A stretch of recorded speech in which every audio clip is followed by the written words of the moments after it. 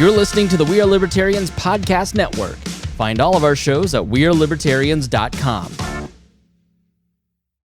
Have you ever spotted McDonald's hot, crispy fries right as they're being scooped into the carton? And time just stands still. Ba-da-ba-ba-ba. This episode is brought to you by LifeLock. During tax season, your personal info travels to a lot of places. Between payroll, your tax consultant, and the IRS. If your W-2 gets exposed, that's just the ticket for identity thieves. That's why LifeLock monitors millions of data points every second. If your identity is stolen, they'll fix it guaranteed or your money back. Don't let identity thieves take you for a ride. Save up to 40% your first year. Visit LifeLock.com/podcast. Terms apply. Welcome to the Chris Spangle Show. It is a special election eve edition, and I am here with Rhinehold. Rhinehold, how are you? I'm doing well. I did a bonus episode for our patrons earlier, and it was so bad. This is where you go, how bad was it? How bad was it? It was so bad that we're now doing another episode here while I'm in my bed because my son now sleeps in my office. He was sleeping in our room for the first year, but then we were like, we can't take this anymore. We haven't slept in a year. So now he sleeps in my office and I can't go in there and podcast. So we're doing audio only this time. And I'm tired. My voice, if you can't tell, my voice sounds super rough. Scratchy. Sorry, I just got Yeah. Yeah. Big news in the last few days out of Iowa, of all places. There's a pollster there who is a very reliable pollster. Her name is Ann Selzer. She had a big miss in 2004 where she predicted that Kerry would win Iowa. And then George Bush ended up winning Iowa. But that is because between the time that she took the poll and Election Day, they had a giant rally in like Sioux Falls, Iowa or something. I forget what she said. It ended up, it's partly why Daschle lost in South Dakota. But it's a reminder that I'm saying that because it's a reminder that polls are a snapshot in time. So even if Ann Selzer is right that Kamala Harris is winning Iowa by 3 points, that was last week. It may not be that way on Election Day, but all polls are just a snapshot in time. Just announcing that poll could lead to get out the vote efforts for the Republicans in Iowa and getting them to the polls, which could change everything. But this is voter suppression psyops. Which is the crazy thing. If you really stop and think about a poll that shows that your opponent is winning, it has the effect that it makes your team work harder. So if it's a psyop, is it a psyop by the Trump people paying Ann Selzer to lie so Trump can get out the vote? Or just everything is fake news these days that they don't like, and it's very silly. Plus, there's a whole argument of the flooding the zone that's been going on with a lot of kind of right-leaning. We'll talk about that. But so anyways, Ann Selzer says that Trump won Iowa by, was it 5 points in 2020?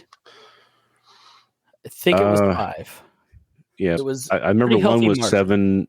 One was 7, and it turned out to be 8. One was pretty good, and it turned out to be almost spot on.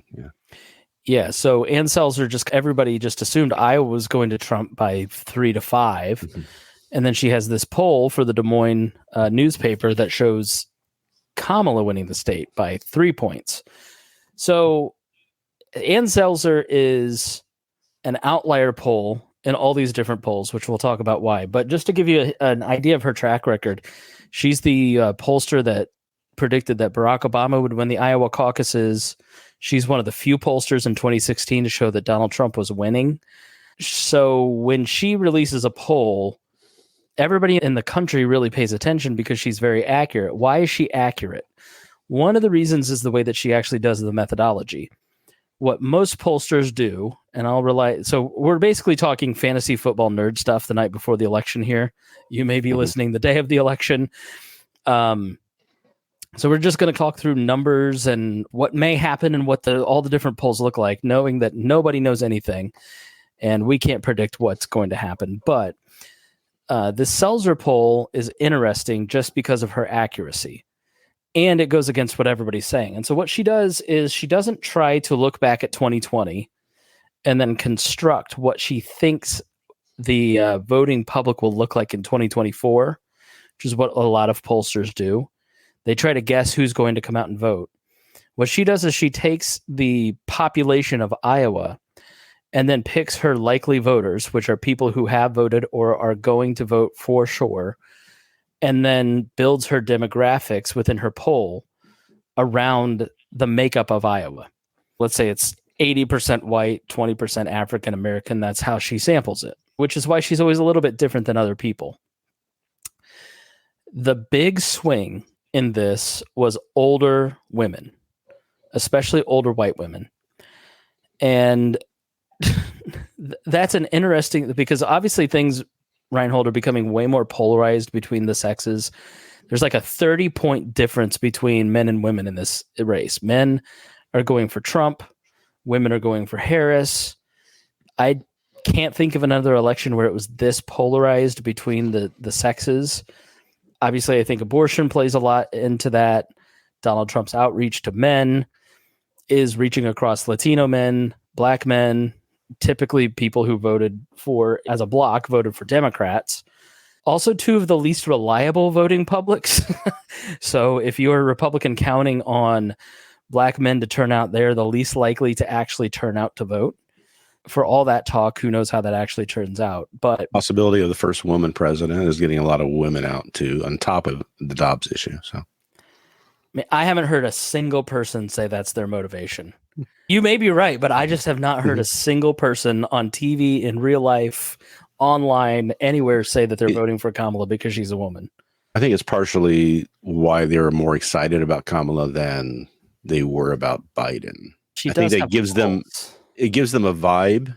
I guess that's the vibe thing that they were talking about. But when they ask them why they're voting, I guess in Iowa, the number one was protecting democracy, and number two is abortion. Yeah, here's the problem that I have with the polling industry reconstructing their 2020 audiences. Mm-hmm. January 6th and Dobbs hadn't happened in 2020. Correct. And like when I talk to my Republican and Libertarian friends, there's a pretty healthy amount of them that are voting for Kamala Harris. Like people you would not believe are voting for Kamala Harris. And a lot of them are like Nikki Haley Republican types, which is another block that I think is going to make a big difference in this election. People who maybe, in Indiana, we had the Barack Obama, Mitch Daniels voter. They'd vote for the Republican for governor, but the Democrat for president. I think January 6th plays a bigger role in people's decision-making than is accurately reflected and talked about. Like anecdotally, the people that I talk to, January 6th is like the reason that Republicans and Libertarians don't want to take a chance on him. And it's a big motivator for Democrats for sure. Mm. So vote, like constructing your audience based on a 2020 vote turnout, or like looking at numbers and saying, how does Selzer in Iowa have this weighted with 26 women voting Democrat, and there were only 9 that voted in 20. So if you really think about it, you take a 70-year-old woman. She came of age in the late 60s. She knew what life was like before Roe. She lived life after Roe. She's got daughters. She's got granddaughters. They also were educated in like schooling that was deeply steeped in the myths of America. Washington chopped down the cherry tree and all that nonsense. Also, democracy. Was it 50 years ago? Women got the right to actually have their own bank account and things like that. So there are women in their 60s and 70s who remember that time, and there's a fear that there's going to be a push to go back to that sort of thing. That's that whole message. We're not going back. That's what that's coming from. Yeah. Not just abortion, but also a lot of other fears too. So I think if Harris wins big, these two groups, older women and the Nikki Haley voter, because like you've got to think about North Carolina, 250,000 people in that state in the primary voted for Nikki Haley 30 days after she dropped out. In Indiana, she got 20% of the vote. She dropped out like 40 days before that. 20% of the Republican Party here in Indiana, which is a very red state, does not want to vote for Donald Trump. Doesn't mean that they won't. People tend to come home. But let's say 10% of those people defect to the Libertarian, to a write-in, to... You could have Jim Banks running for Senate here beat Donald Trump in a state like Indiana in the undervote. Yeah, and that's the thing too, is that they may not vote for Harris, but they may stay home. They may vote for somebody else. Yeah. And that's the real big deal, is that these are the never Trumpers, right? They're calculated into that kind of calculation too. Now, Haley went back to the fold and tried to join in with Trump, as she put out a message a week ago that she says she's been basically frozen out. No one will talk to her. She can't do anything to help the campaign. And it's like, you would think that they would be smart enough to put her out front and center to say, hey, look, we all come together. But that's not what But that's not what the Trump movement's about. It's about loyalty at any cost. Yep. There's no if you think the Republican Party is a big tent party anymore, that's not how it works. Like they're looking for ideological adherence to the MAGA agenda. So all this talk about Ron Paul, who will be a part of the Republican administration, it's like, if you really believe that, is Mexico paying for the wall? So yeah, I just don't buy it. Yeah, it's just amazing to see what people are willing to throw away in order to, because someone dangles a little piece of cheese in front of them, and they're not going to give them the cheese. They're going to take it away from them eventually. But it's like they believe it. They just want to believe it so bad. It's been on their mind so much for so long that they just can't not take the swipe at it. Yeah, Nikki Haley, though, is the first person that has. So Megyn Kelly, bleeding out of her whatever, mad at Donald Trump for bleeding out of her whatever 10 years ago, is speaking at a Trump rally tonight. Yeah. Trump likes to take former opponents and humiliate them. Well, and Nikki is like the first person I've seen want to get into the fold that he hasn't let in the fold. Yeah. Look what he did with Mitch McConnell the other day. What'd he do? He was on stage talking about how horrible it was, and he can't believe that he got him to vote to support him because he's so bad. But we need to do something about getting rid of him. And was mocking him for supporting him. He's the guy that got him the tax cuts. Like he's the one who got him the Supreme Court. Merrick Garland probably should be on the Supreme Court.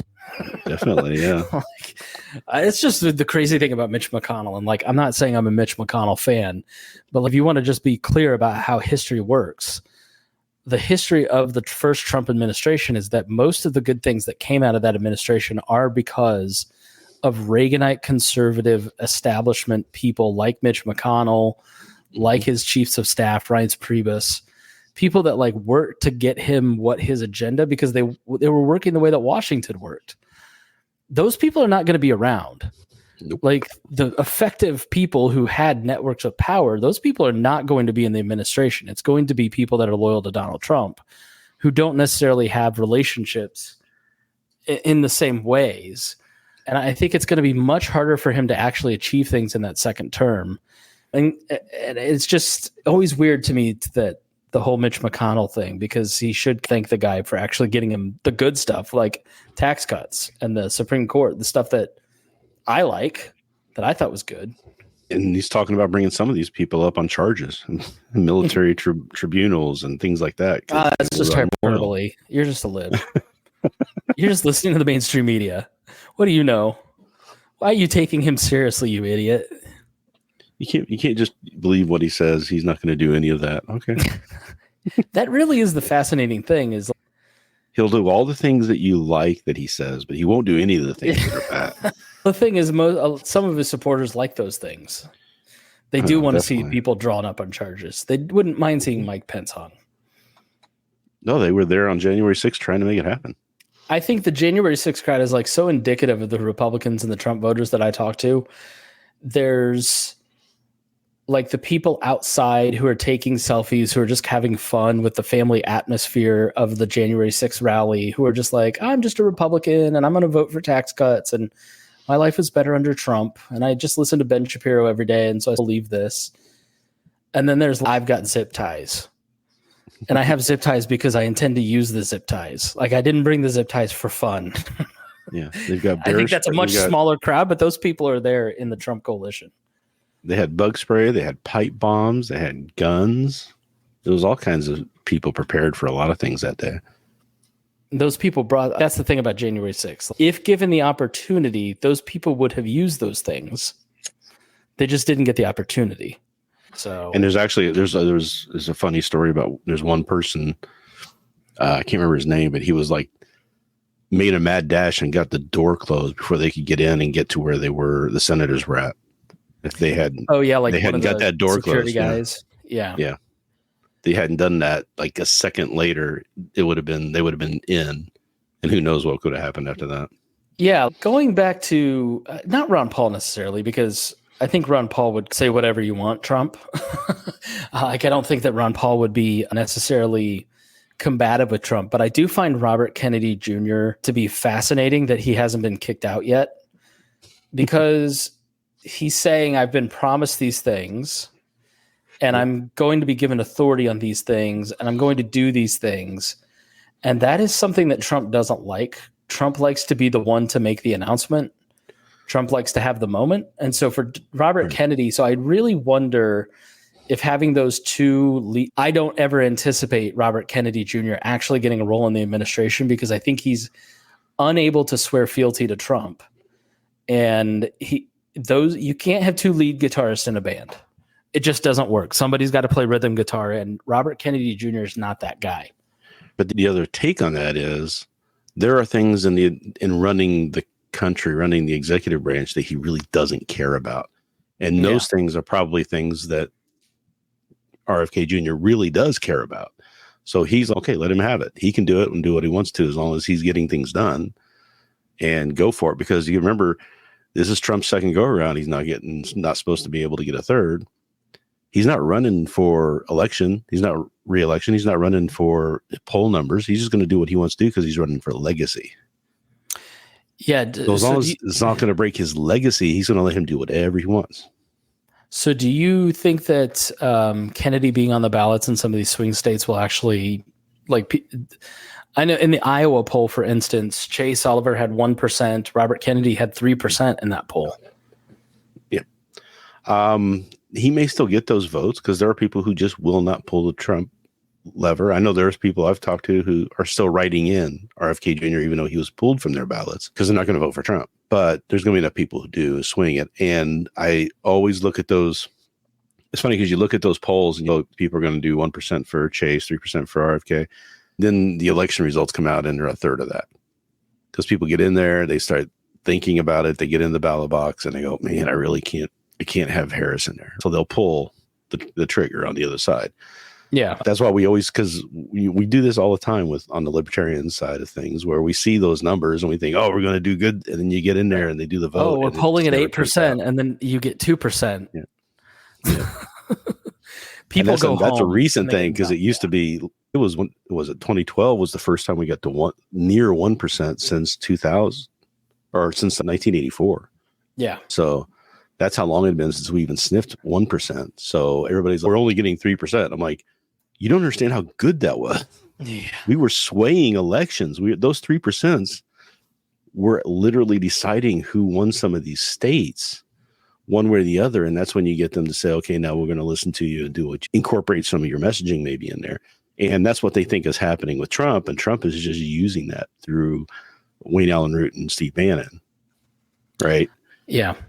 Let's give you, all right, before I read like a pro-Trump analysis of why Trump's going to win on election day, let's finish up with Kamala Harris. An Iowa poll obviously is a big deal. Well, but I think one thing that I've been thinking about is, so this is a little bit of a long story, which are the only kind I have. In 2020, if the candidate who was leading the news cycle, like if a candidate was leading the news cycle, their polling would start to drop.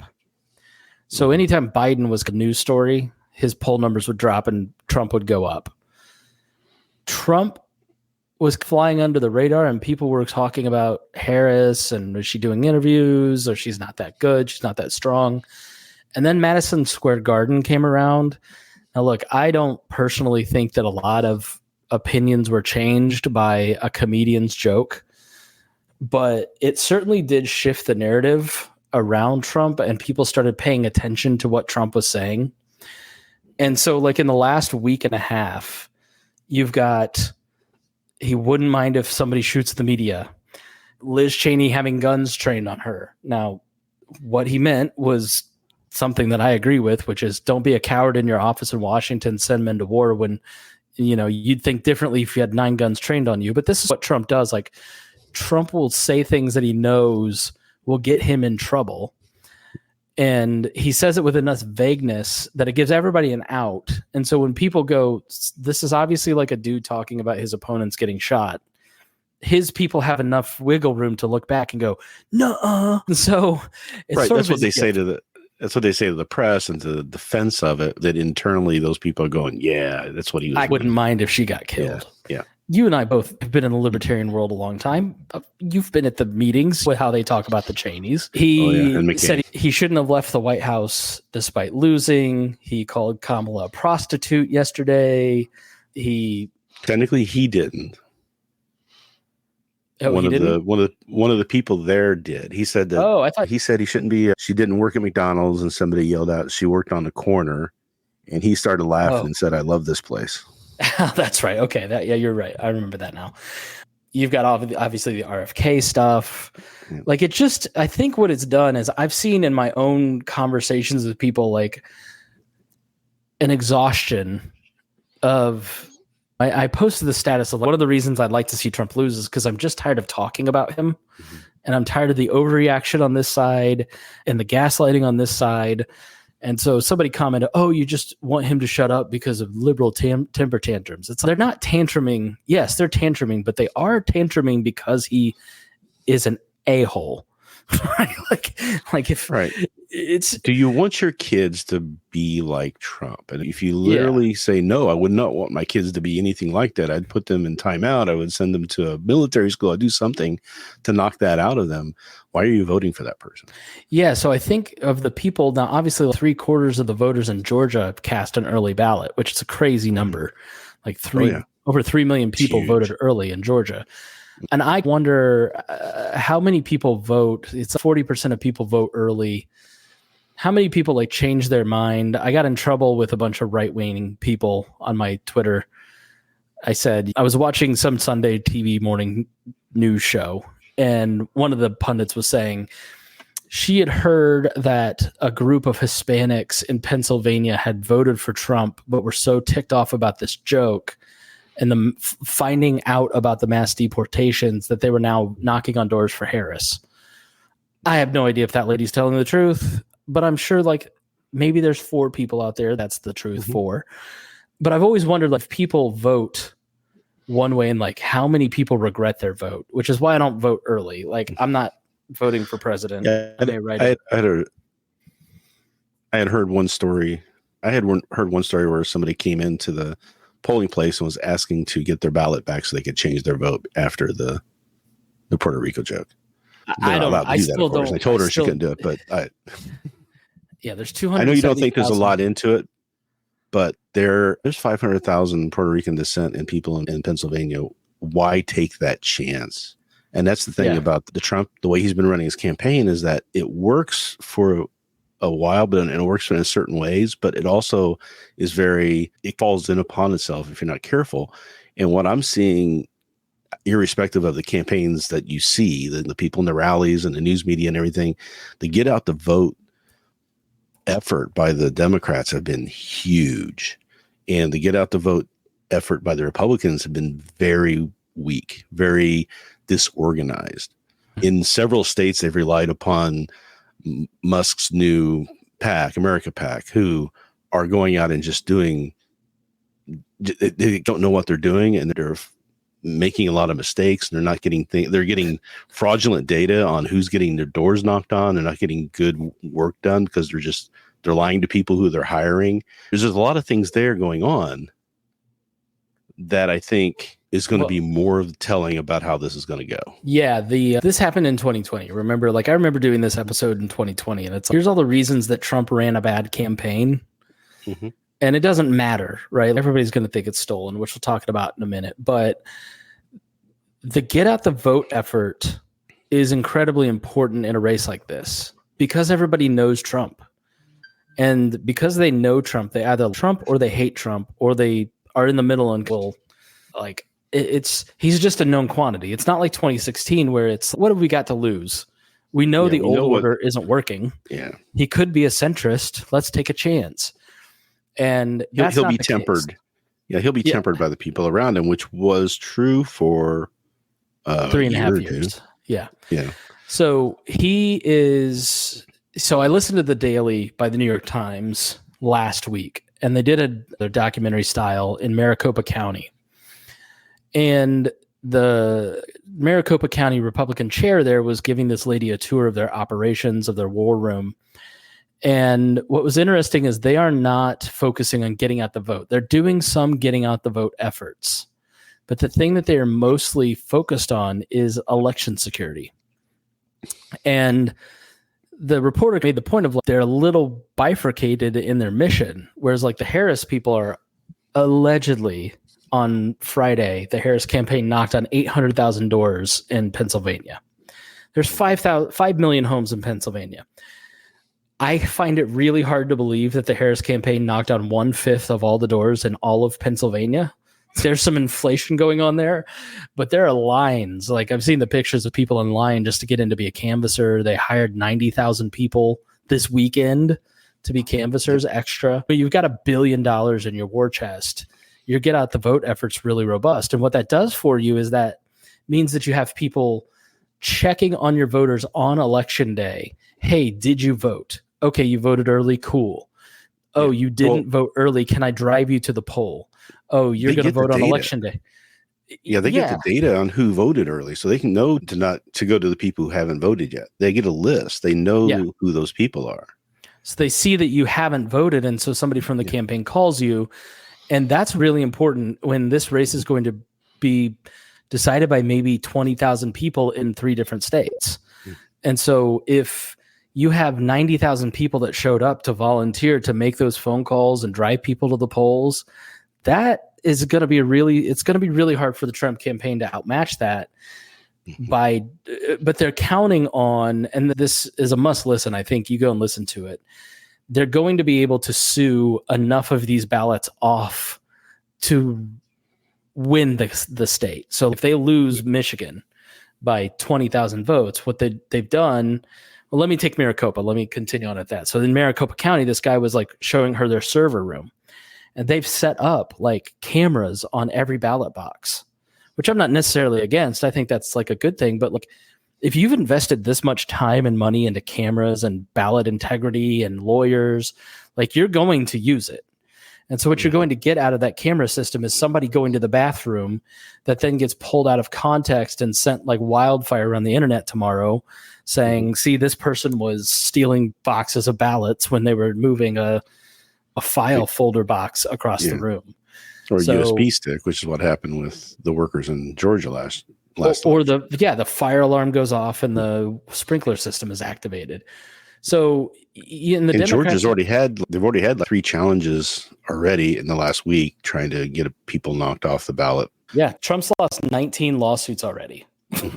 In this election cycle. They did have the Supreme Court recently said that there are certain ballots now that they're going to have to, like late coming ballots, they're going to have to still count, but they have to separate them in case the lawsuit does go through. That was from the Supreme Court saying they have to separate them out so that if there is some lawsuit, they know they're not into the system, so they can't get pulled out if they need to. Yeah, look, there's no way around it. This doesn't end tomorrow. Even if Kamala Harris wins and she wins Arizona, Nevada, Michigan, Pennsylvania, Georgia, Virginia, which is not going to happen, but it's a blowout. And Ann Selzer is right. Like, we're still going to get lawsuits. You're still going to get half the country not believing that this is real.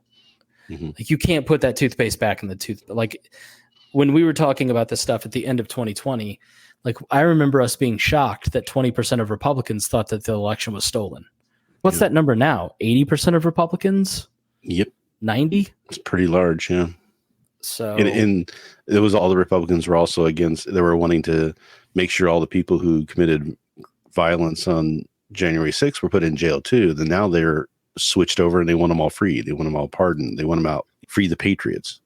Right. It's just amazing to see what's happened over a 4-year period of time because of enough gaslighting. Yeah. So this doesn't. But when I was talking about with get out the vote thing too, is that you see these huge numbers on early voting. A lot of that is that effort to get out the vote effort. So when I'm looking at those early vote numbers and I'm seeing certain demographics and things happening, it's just, I don't know. I'm hearing tale over the past week in the polling that because you're seeing some of the latest polls come out, like New York Times and things like that, are starting to show a swing back towards Harris, because they say that from their polling, they're seeing that the undecideds are starting to break towards her instead of Trump. So let me tell my story. So 2009, I'm executive director of the Libertarian Party of Indiana.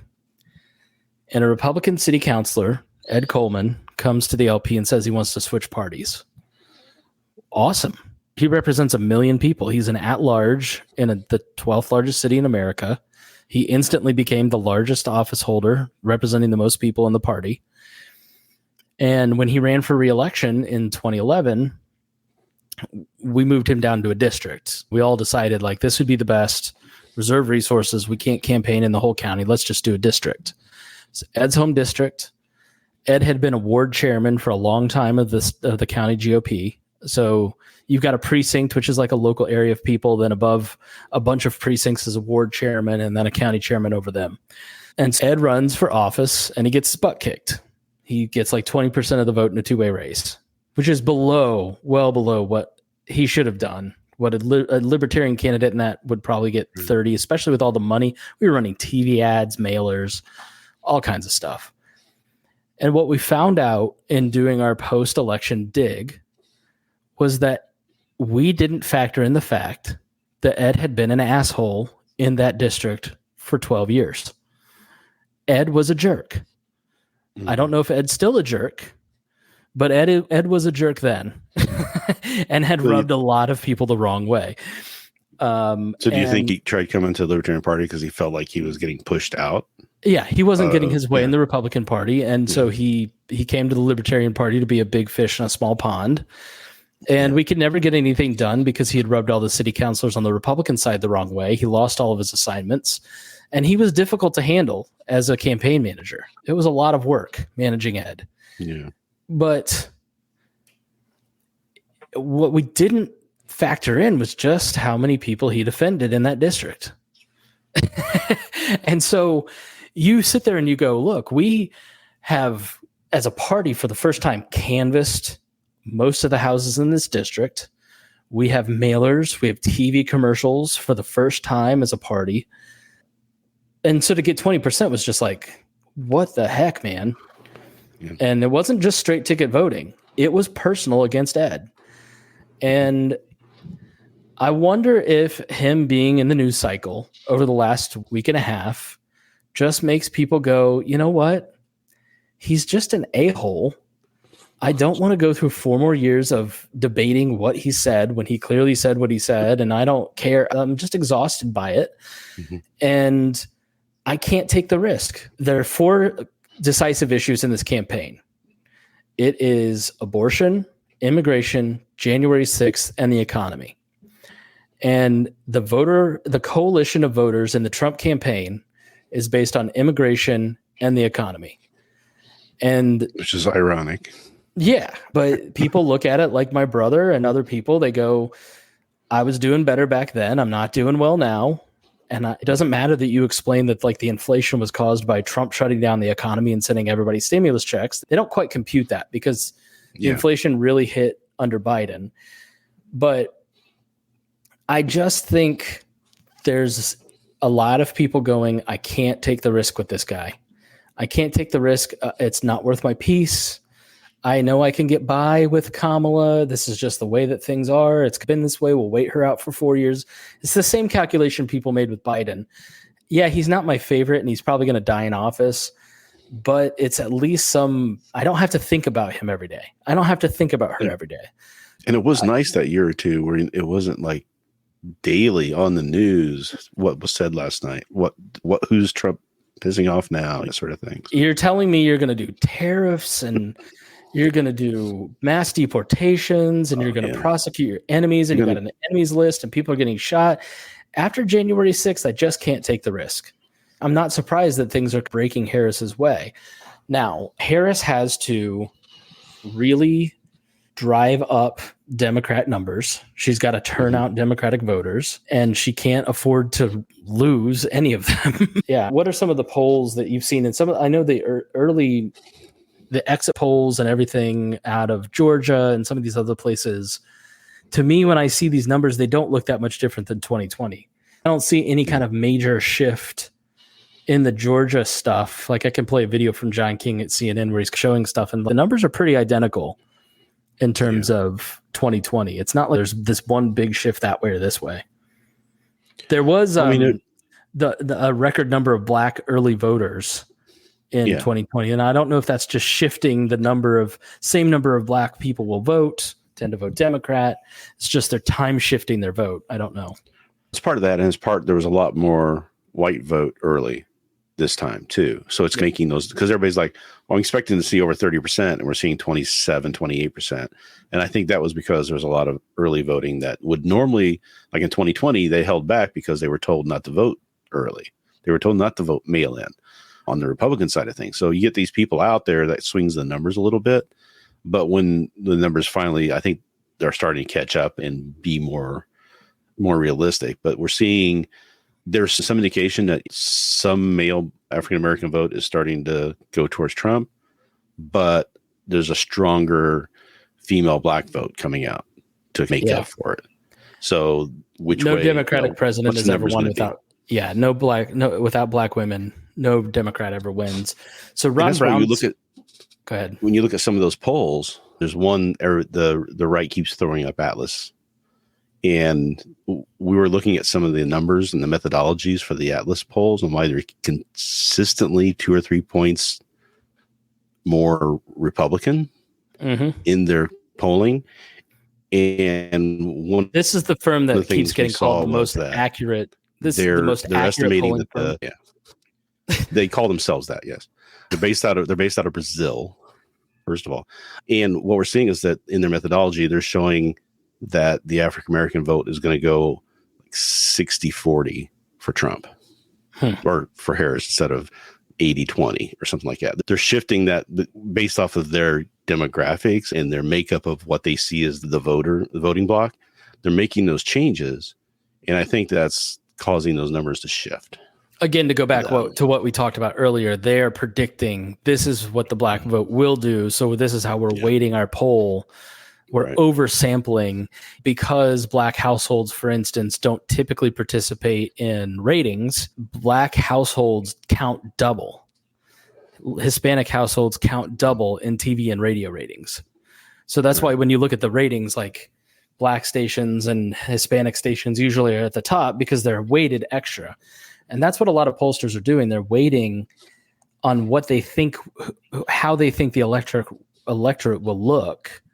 Which is so. What is this herding thing that people are talking about when it comes to polls? So the herding thing is where you have people who do polls, and they do a number of polls over a period of time. Now, like with Iowa, there's not a lot of polling there, so it didn't really happen here. But let's say, like, how many polls have you seen in Pennsylvania, Wisconsin, and Michigan over the past 3 months, right? So you start seeing these polls coming out. And if you're doing polling and you see a number come out and it's 4 points off of what everybody else is reporting, you go, man, there must be something wrong with this poll. Let's shelve that one and do another one. And they do that one, and the methodology changes just a little bit, and it comes more in line with what everybody else is reporting. So then they put that poll out, which reinforces what everybody else is reporting. That's what they call herding, is when you start hiding the ones that are outliers. So is that why that's why it looks like it's super tied? Like it may not be tied, it just looks that way? That's one of the theories of, because it's Nate Silver was one that brings this up. And he's like, statistically for these, when you do polling, there's going to be some variations, and to have it be this consistent all the time, he thinks that it's just a statistical impossibility, that he thinks there's manipulation to keep anybody from being too off, because they don't want to be seen as a bad poll after everything comes through. So they won't be trusted next time. Gotcha. So they're protecting their future business because it's easier to just make it look like this is a toss-up. Everybody else said this, and it's what we were seeing. Yeah. But look, so you see Selzer come out with the +4 for Harris. And when you look at her polls, she's did 3 polls for Iowa this year. And the first one was when Biden was in and Trump was up 18 points. Harris comes in, she does another poll, Trump is up by 4. Then she does this poll and she's showing Harris up by 4. That is not necessarily out of complete line. Basically, if you see the trend line going, it's not too bad. And if you look at the early voting, you're seeing Democrat and Republican almost identical in the early voting with like 21% independent. You could, legitimately say if those independents are voting more for Harris than Trump, that number may be true. So it becomes like believable, but it's such an outlier from what people were expecting.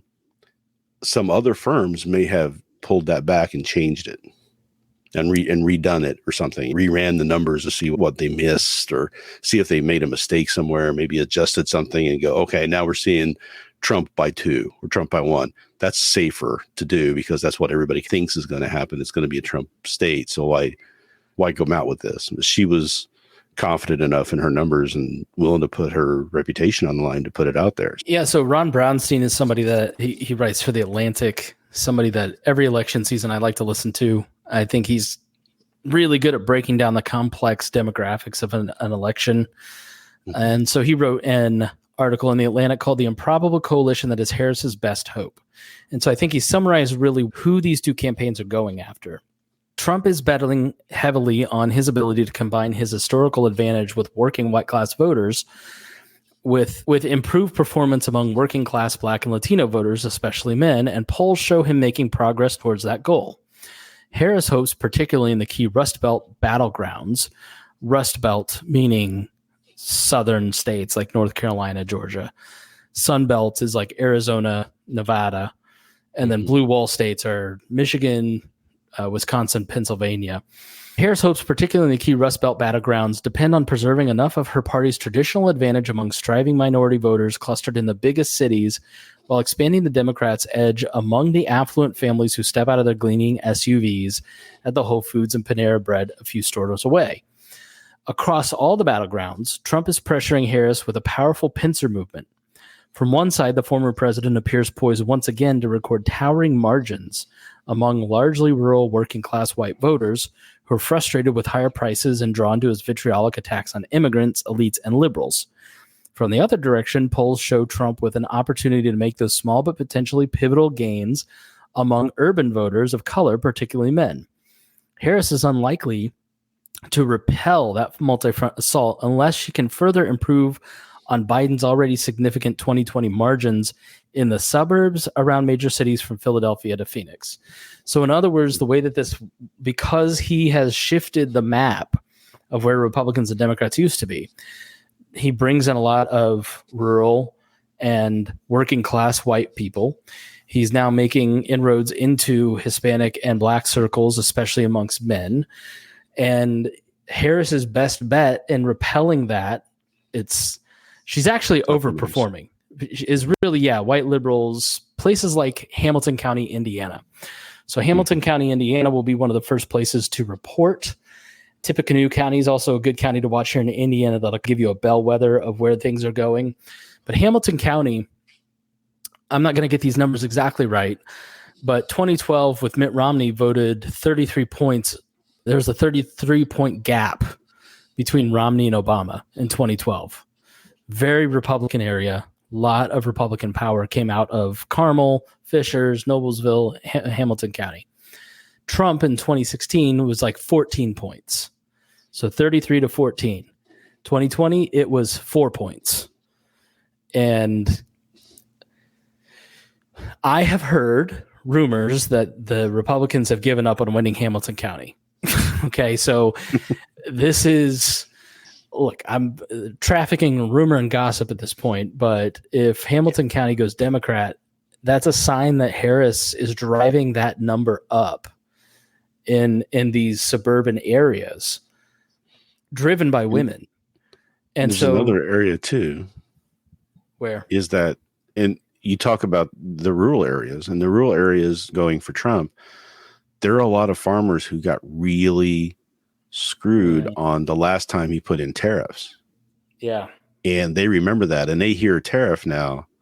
I think it's going to start scaring them. I think that's part of the reason why you're seeing numbers in Iowa that you weren't expecting, is I think not just the abortion issue, because that was such a hot topic issue since they just put their abortion ban in place, and it's like really major up focus, but there's also some people there rumbling about the tariffs issue in the farming communities. Yeah, so let me play this video. We'll just do a little reaction to this video, but it's Harry Enton on CNN, and then I don't know how much of the Ron Brownstein part we'll get to. This is a 10-minute video. I don't think we need to play all of it, obviously, but Harry Enton kind of breaks down. He's their numbers guy, and he talks like a 30s Italian gangster, but he's breaking down the margin and why this looks 50-50. And he explains, and I need you to explain it to me because I don't understand math and points and all this stuff. But he explains that it could be a blowout Trump's way or a blowout Harris's way. And because everything is in the margin of error at this point, because all these different polls that are herded together show everything just toss up, that could be hiding the fact that this is actually a huge Harris or a huge Trump victory. So let's hear him explain that, and then you can maybe explain it in like English terms. At the polling aggregates across those 7 key battlegrounds that we've been talking about, right? Can you hear it? Sun Belt, you see a little bit more red than blue. In fact, there is no blue in the Sun Belt, but again, it's way too close to call. Trump by 3 in Arizona, 2 in Georgia, 1 in North Carolina, a tie in Nevada. Come over to those Great Lakes and a little bit more blue here, but look at this, just a point in Michigan, less than a point. When you're breaking out this symbol, Jessica, the less than, how close the race is. And then, of course, in Pennsylvania, all important Pennsylvania, tied, T-I-E-D. That's the bottom line of this election. Way too close to call at this point. All of the key states within a couple of points, and arguably the most important one, Pennsylvania, T-I-E-D. Just tied. Put that in terms of the electoral map for us. How does that bear out? Yeah, how does the electoral map bear out? If the results match the polling averages, guess what? Neither candidate gets to 270 electoral votes. I don't even know what other way to put it, because Pennsylvania becomes the all-important key state. Whoever wins Pennsylvania wins the election. We've been talking about it week after week. The Commonwealth of Pennsylvania, just to the southwest of me here in New York City, becomes the all-important state. If you can figure out who wins Pennsylvania, you probably know who's going to win the election, because at this point, the polls can only tell you that both candidates are short of the 270 electoral votes needed to win. That is, of course, if the polls are actually right on the money, which they probably won't be. Okay, explain that to us, because they're not perfect.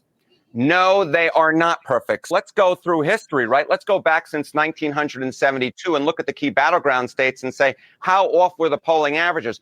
The polls aren't perfect. They are a tool. They get you in the neighborhood.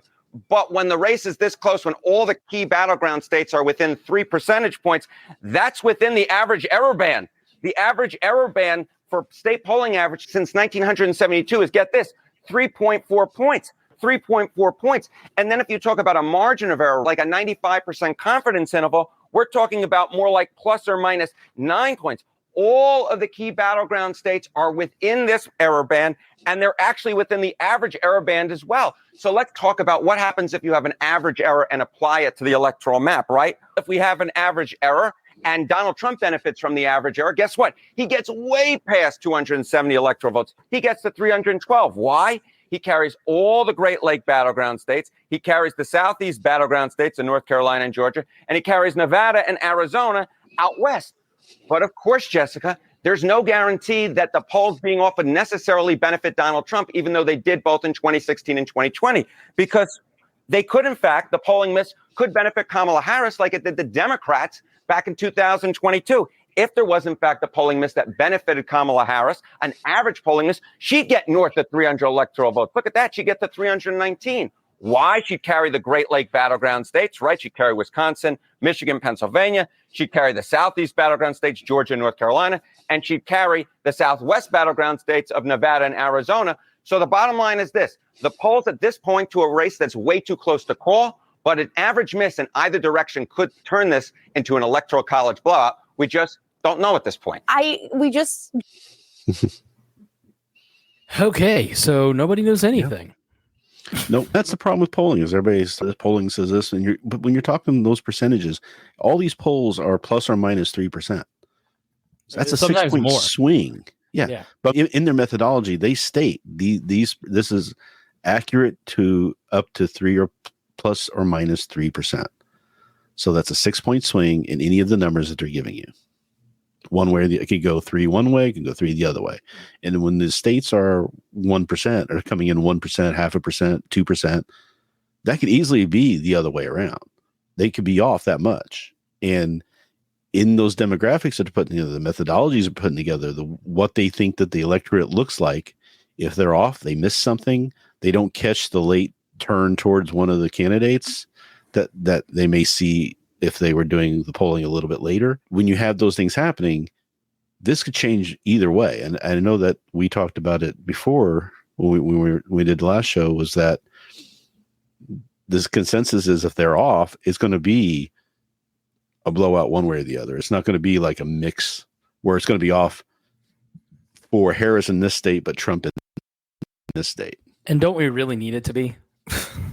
Like we really, even if Harris gets 319 and she wins all those battleground states, which I don't think is going to happen, that's at least people in the margins to go, okay, at least it's a blowout. They're talking about if she wins Michigan, Wisconsin, and Pennsylvania. Yeah. But she does not take North Carolina, Georgia, Arizona, Nevada. Right? Those go Trump. Let's say she wins with 270, right at 270. What do you think is going to happen from now until they count the Electoral College votes? Not only are you going to have all the, of course, descending on those states and trying to get something switched over legally, but you're going to have a pressure on all of the states to get faithless electors to turn. Yeah, that's already happening. The playbook from 2020 is the playbook for 2024. Like, pressure these state legislators to slate not just that, but electors. just going after the individual proper electors. Remember in 2016 when Trump won, there was a lot of people looking at, will anybody change their vote? Anybody in the electoral college actually change their vote and make it switch over to a Harris, to a Clinton win? There are already legislators in Georgia, Republicans, saying that they're getting phone calls and pressure to vote certain ways. Yeah. I mean, when you vote for president, you are not casting your direct vote to elect that president. I have been an elector. So the Libertarian Party at the convention in 2012 or 20, I think it was 2012, I was an elector. The convention had 13 spots or whatever, how many congressional seats we have. And there were 20 people running. And because I was executive director and trusted by the group, I was an elector. Funny enough, I don't even know if you know this, I was an elector for the No Labels campaign this year. So they reached out to me and asked if I would be an elector, and I said, sure. And then 2 days later, they announced they weren't going to have a candidate. So you shuttered everything down. Yeah. I know. But you as an elector would go to Washington, D.C. and cast your vote. And so the Congress, I believe the House, seats the electors. And then the Senate certifies the vote. Right. Is that how that works? So what happens is the party that wins the election, it's their electors that get sent. Right. So they choose people who they are going to believe are going to be as faithful as possible to the party wants them to vote. But we saw in 72, I believe it was, that one of the electors didn't want to vote for Nixon, and he chose instead the Libertarian candidate, John Hosper. He's from Virginia. Right. He's the only Libertarian to get an electoral vote. I think some states and his running mate. In Indiana, you're bound to vote for now. They started putting in after 2016. They started putting it in. They started putting in rules and laws that you can't be a faithless elector anymore. You have to vote for it, but not all states are like that. Gotcha. Yeah, you can switch your vote. So we'll do a show on this because we're going to talk about it. It's just we'll wait till the elections and we'll get a little more. Because I mean, if it does come out 303, 319. for either of the candidates, or it's that not much of a win, then the faithless elector doesn't matter nearly as much. Then we're talking lawsuits and things like that. But if you're talking 270, 268, that's just one person has to switch their vote and throw it in the House, and then Trump wins because the Republicans own that. Right? Me and the speaker, we got a little surprise. And you could say, and a lot of people don't understand this, is, it's going to go thrown to the House, but it's going to be the new House seated. If the Democrats win the House this year, then they'll be able to vote for Harris to go in if it's not that way. But that's not how it works. Each state gets a vote. So Utah has the same number of votes as California. There are more states that are red with small numbers than there are blue states. So it almost operates like the Senate. It doesn't matter. California's not going to get 55 and Indiana's going to get 13. Each of the 50 states has one vote in the House. Yep. They have to poll the state like they did back in 1776 when they were polling the delegations. Remember the movie, our favorite movie, 76? They poll the delegation, and whatever the delegation votes for, that's the one vote they get, yay or nay. Okay. So what if it's like Georgia where it's 50-50? Is it going to be 50-50? Or what's going to happen? That's the question, is that what's the House number going to look like? But even if I think there's enough states that are going to be blue states to get one vote as opposed to red states as opposed to the blue states, that Georgia won't matter. It'll be enough of I think there's like a 5 or 6 point state difference in that regard. So it's going to be really hard for us. 269 is not going to end up with a Democrat winning. I think it's just a good time to remind people like, I can't wait for tomorrow to be over. Oh yeah. I know. I was wishing it was like today, just be done. Oh. No, tomorrow we will know more information. Yeah, Wednesday we will know more, but it is not over tomorrow. But I remember. I don't know if we were talking in 2020, and I was watching one county in Florida, and that's when I said I think Biden's got it because the way that county was going. There's little indicators, where you can get a feel for how the rest of the vote's going to go across the country. Because if this county or this district, there's one in Virginia right now. I think a lot of people are looking at Virginia 7.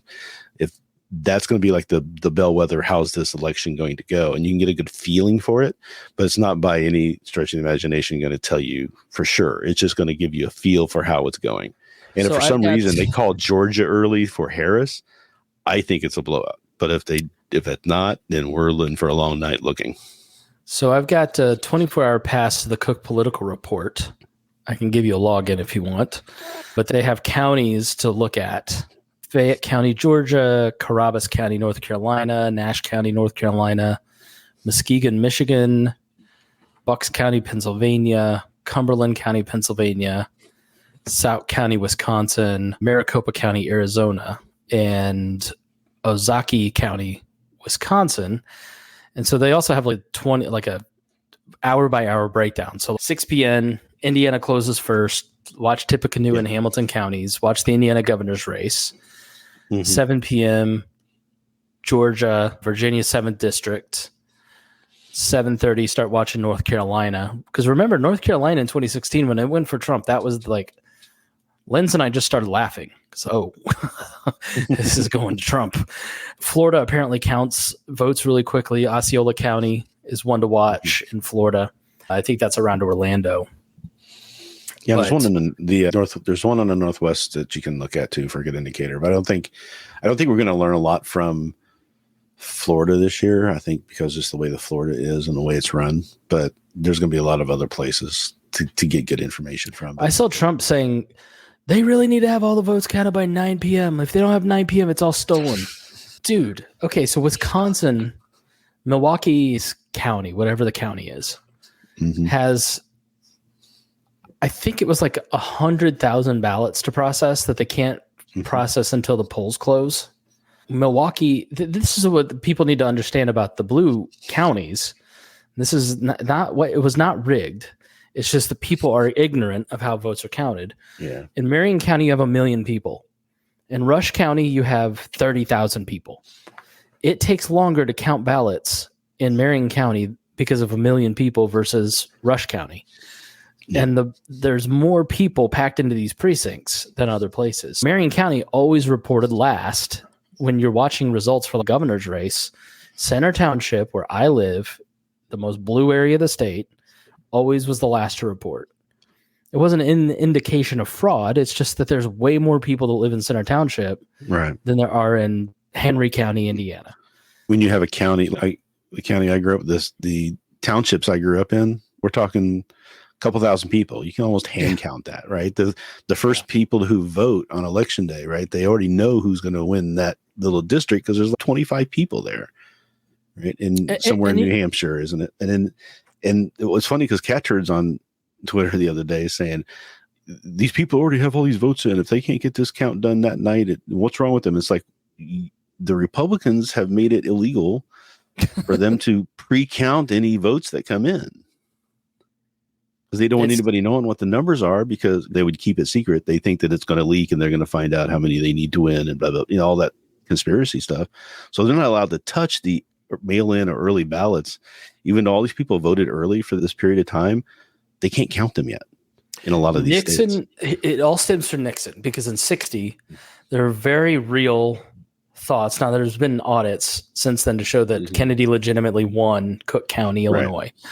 But at the time, that was not the case. Nixon thought that, and the country thought that it had been stolen from him. And he was he graciously conceded, was the first person to shake Kennedy's hand after his speech on Inauguration Day.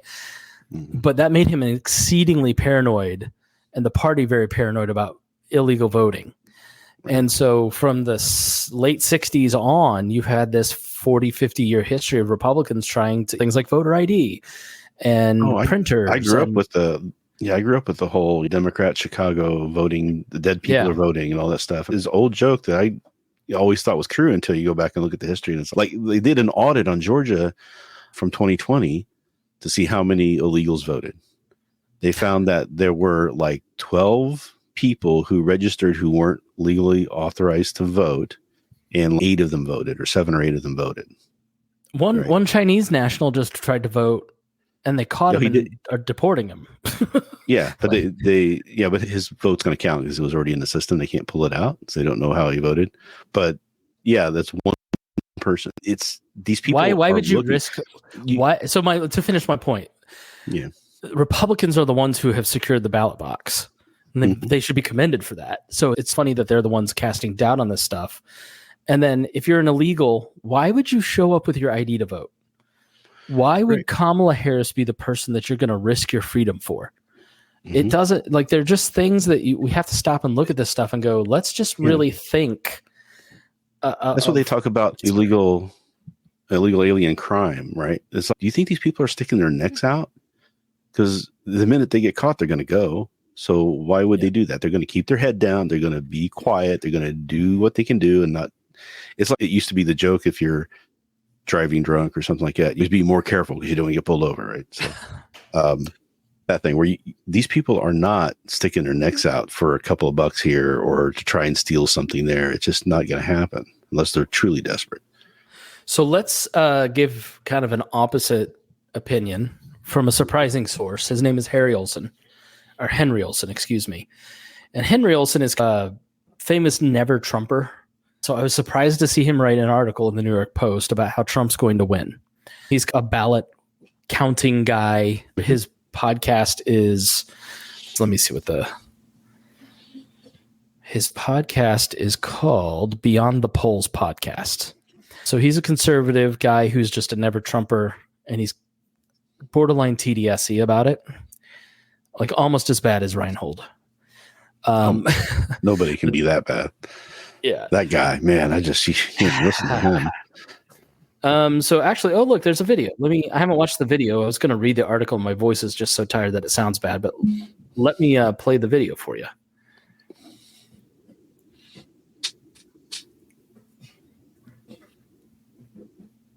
Oops, hold on. I was trying to bring it over so Rhinehold can listen. Yet a trifecta, President, Senate, and House, that will let them govern the country effectively for the next 2 years. Nobody has a crystal. I have a prediction. Donald Trump wins the Electoral College 297 to 241, even though he loses the popular vote narrowly to Vice President Harris. He does it by flipping Georgia, flipping Pennsylvania, flipping Wisconsin, Nevada, and Arizona. Narrowly losing Michigan, but it's possible that he could still win that. What about the Senate? History tells us that the Senate doesn't always go to the people leading in the polls. In the last few elections, the Real Clear Politics average of Senate polls has shown that 3 people on average who trail going into Election Day end up winning. And it's not accidental who those people are.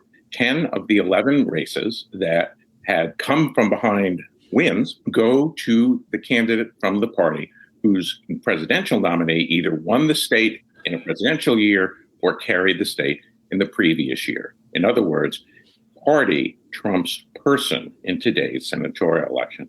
That means if I think Donald Trump is going to flip those states, I think Donald Trump is going to carry the Republican candidate to victory in most of them. The exception is Arizona, where Kari Lake has her own negative vibes going on from her election denial and her constant litigation and arguments against McCain moderate Republicans from her failed gubernatorial campaign 2 years ago. She remains in every public poll well behind Donald Trump. And even if Trump wins, he would have to win probably by 5 points or more to carry Lake over the line.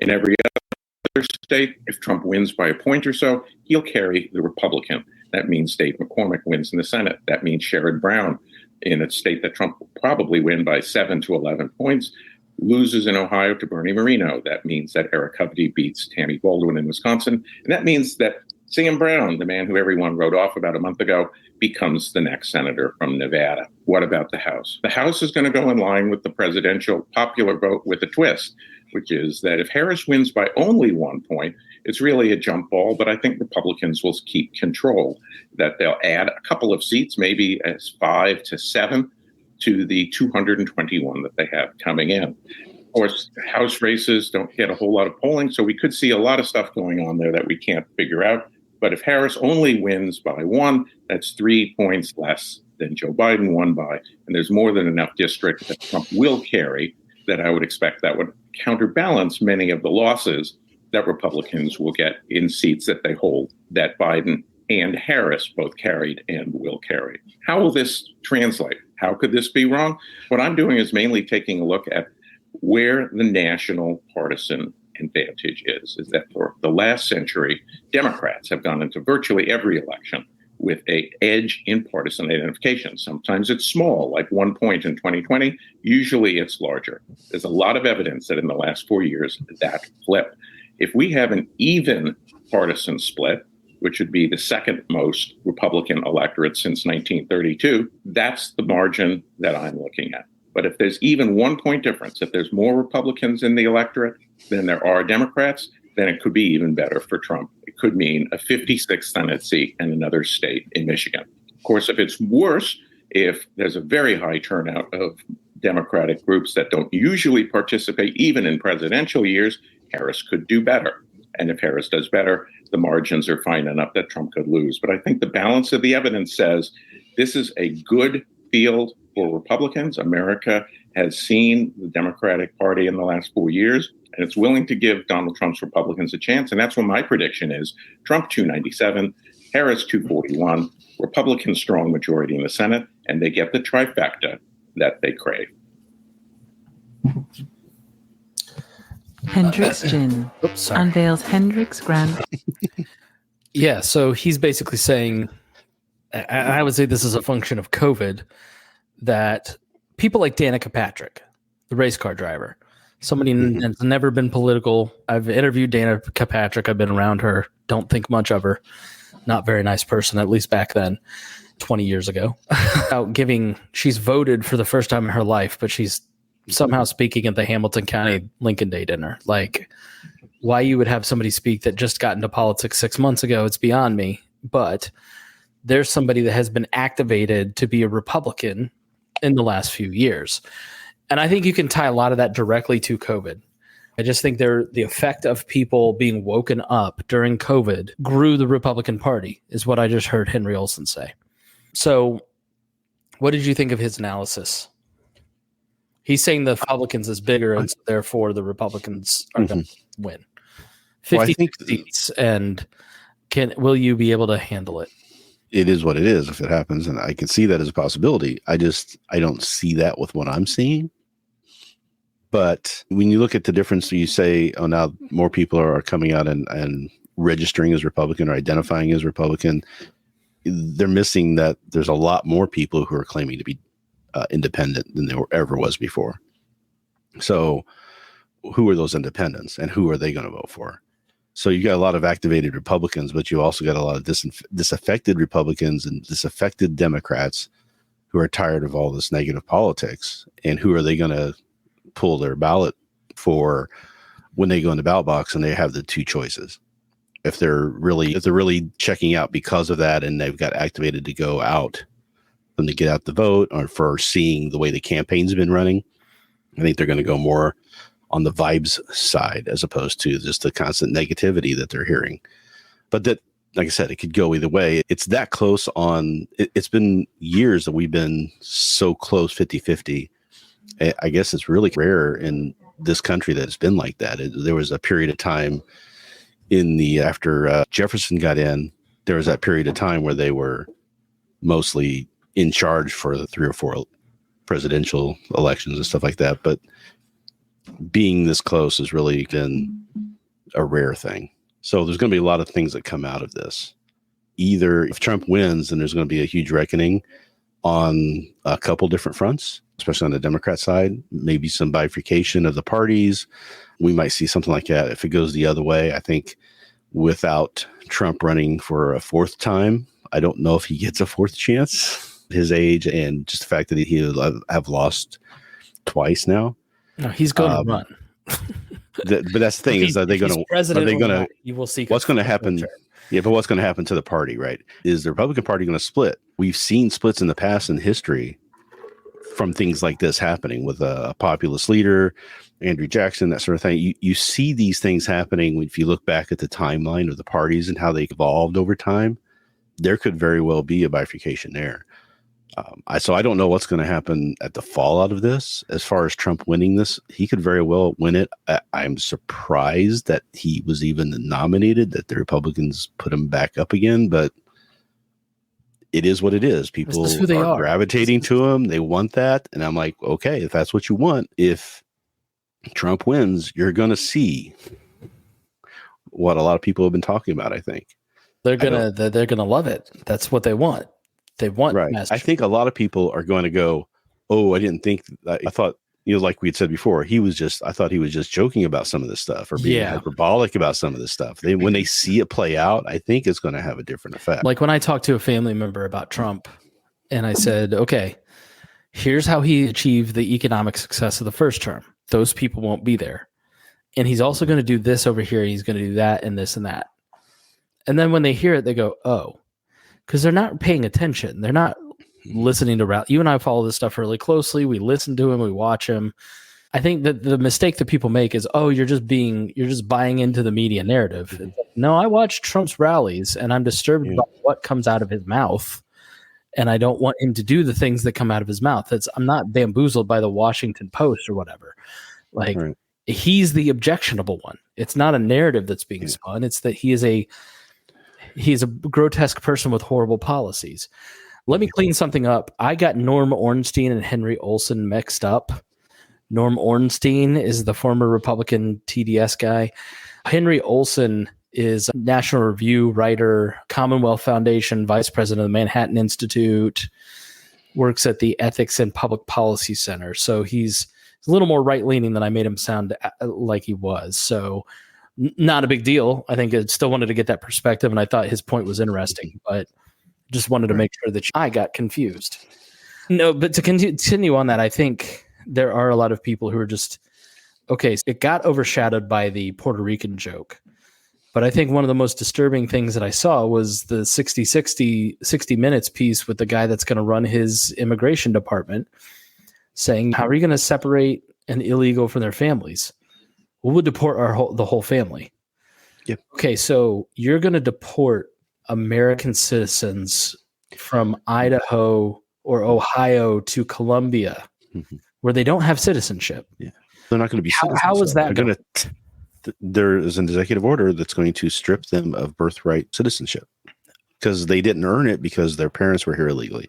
That's the thinking that's been in the Republican Party for years, that you don't get birthright citizenship if your parents were here illegally. That's why you have all these dreamers that are out there. It's the whole dreamers block, right? They were given protection status even though they technically weren't citizens because of this argument or this disagreement. He's just going to write executive order and do it. And he'll have his whole cabinet and all the line workers being loyal to him, and he'll just execute because there's no one who's going to be able to stop him once he starts. Don't think I agree with you, but I do see your direction. I don't think it's going to be as loyal as you think, but we'll see. I tend to think like back to 2016 and 2020, and like people, the beautiful thing about doing this for so long, heading into the 13th year of this, maybe 14th year, is that this will be my third election cycle this will be my fourth presidential cycle. We are libertarians. You gain the perspective of, okay, I remember thinking these things, and I can go back and listen to the shows. And I know I was saying the same things about Trump back then. Like, I just read Mike Duncan's book on the fall of the Roman Republic and the breaking of norms in 2016. And I was like, this guy is the Grackeye brothers.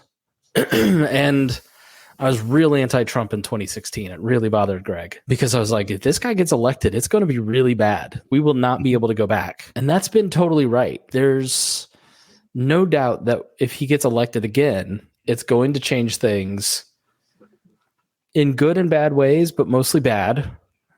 And you'll never, like, people, my buddy Abdul today said, I can't wait to just get back to normal politics.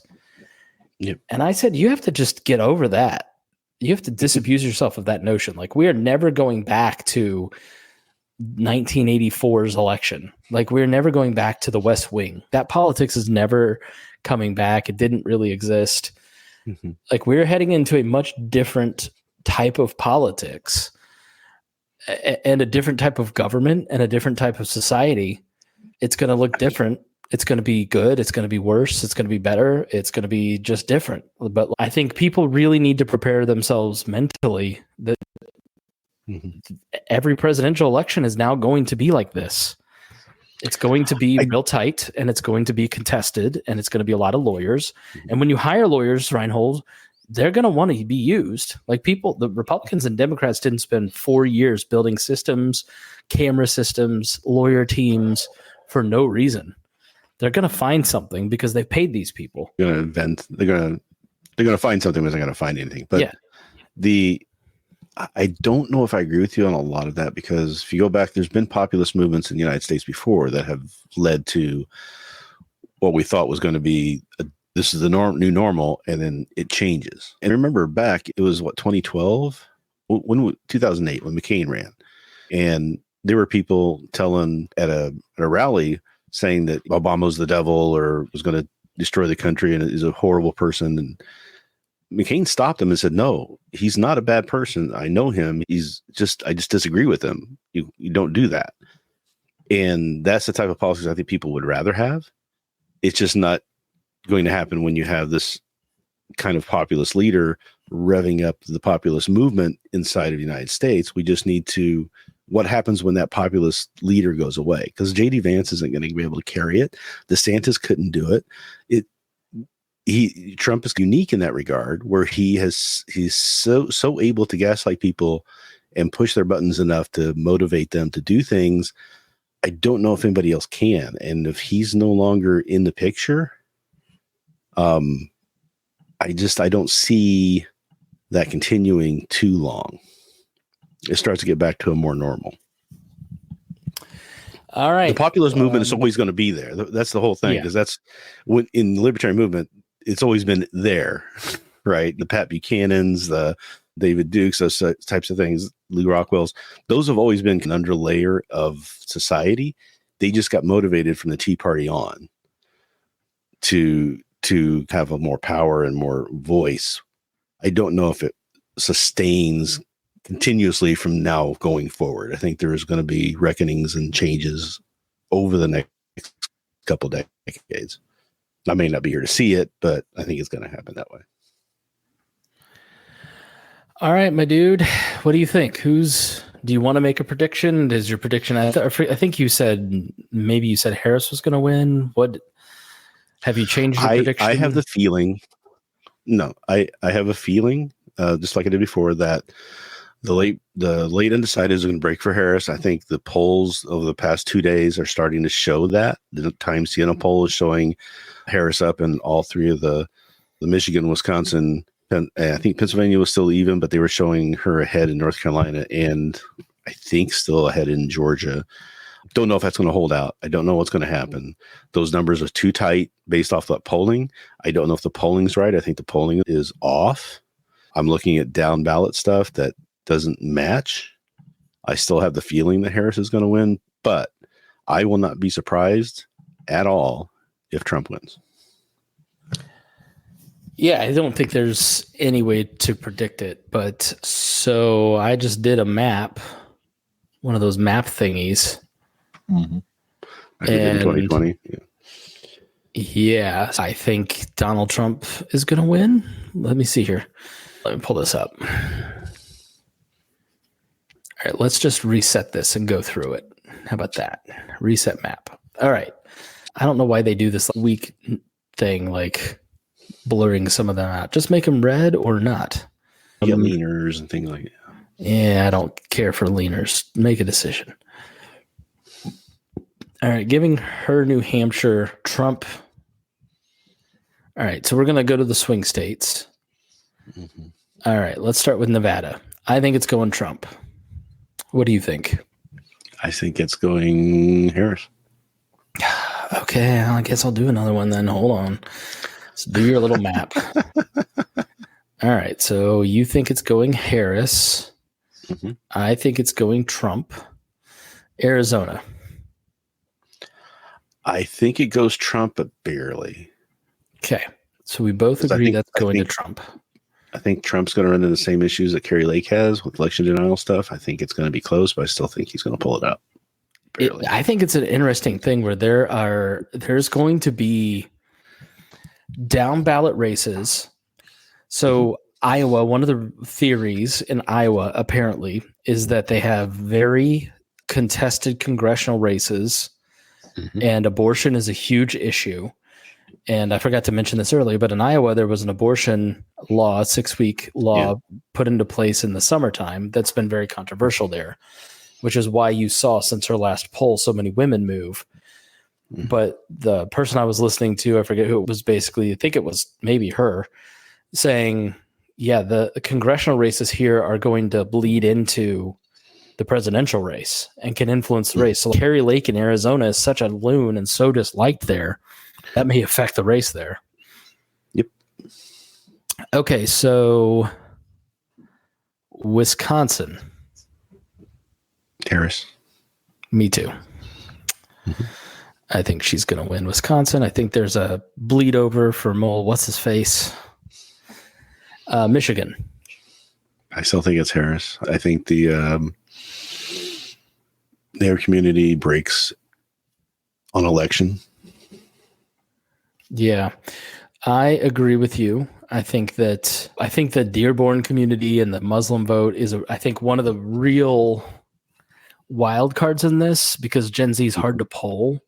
The reason she's not getting a lot of minority votes and a lot of black voters, younger black voters, are skeptical is because of Palestine. I think Ta-Nehisi Coates is a good bellwether of where a lot of young voters are. And I think Michigan could go either way, but I think the polling looks like it's pretty solidly hers.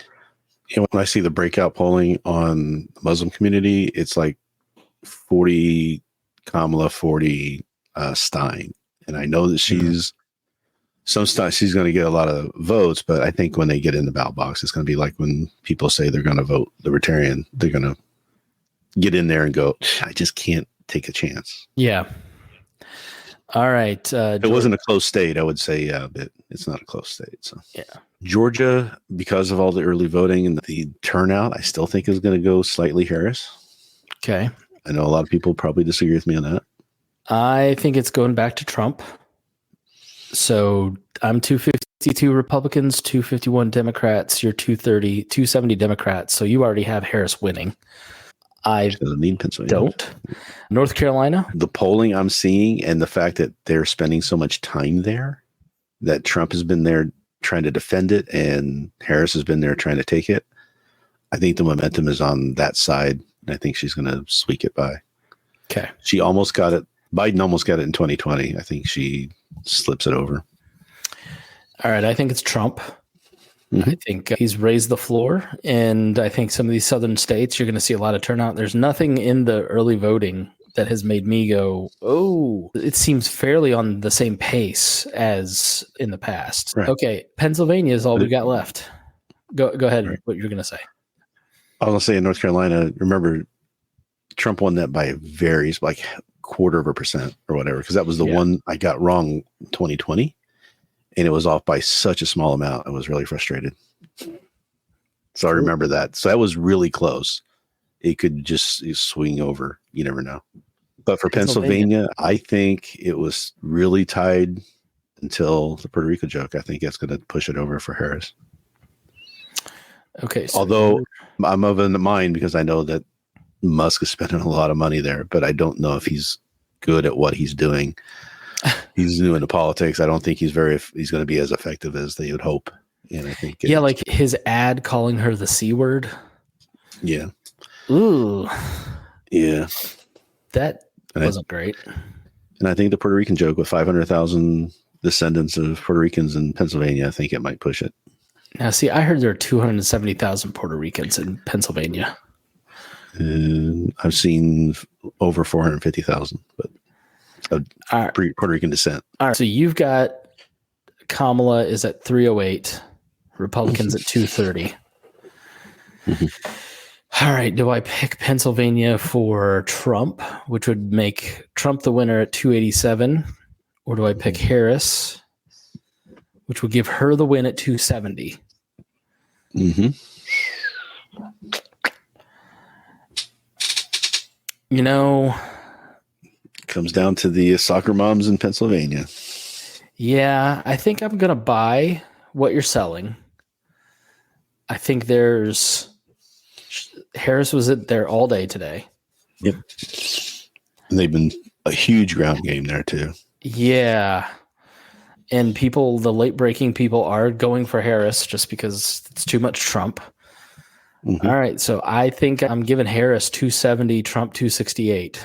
All right. Let's see. I'll screenshot these. We'll see if we're both wrong. Yeah. Man, it's just such a toss up. We did so well in 2020. I hate to take the chance here on this one. Well, I know we got to ruin it. I know. I remember being the Lions of Liberty, and they were like, "No way." Yeah. No way. I said Biden gets over 300, and they were like, "That's impossible. That's not going to happen." That would be like a huge deal if that happened. And I'm like, I know. I did talk to Odermatt today. And he said it's been insane with the amount of door knocking and mailers and shit.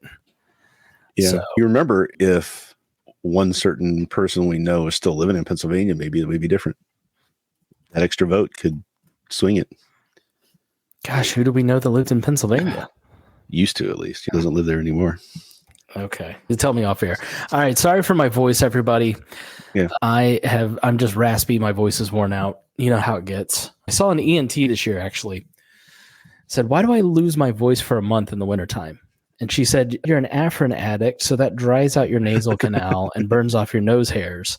And you eat too late and drink too much water before bed, because I drink like 32 ounces of water before bed. And she's like, so you have too much gastric juices in your belly. So just try not drinking water for the 5 hours before you go to bed. I'm like, I can't do that. But she's like, you have silent acid reflux. So Pepsi before bed. Yeah. All right. Well, let's see how it fares out. Leave a comment in the Facebook group. Get into the Facebook group or on my Substack at chrisspangle.com. In the show notes, you'll find a link to the Facebook group and let us know what you think. What's your prediction? Do your 270towin.com map and post it in the group and see what you think. All right. We will see you in a few days, maybe Wednesday. We'll see how it goes, or we'll talk Thursday. Just once the dust clears and we can take in enough information to have a good show, then we'll be with you. All right. Take care. Thanks, everybody.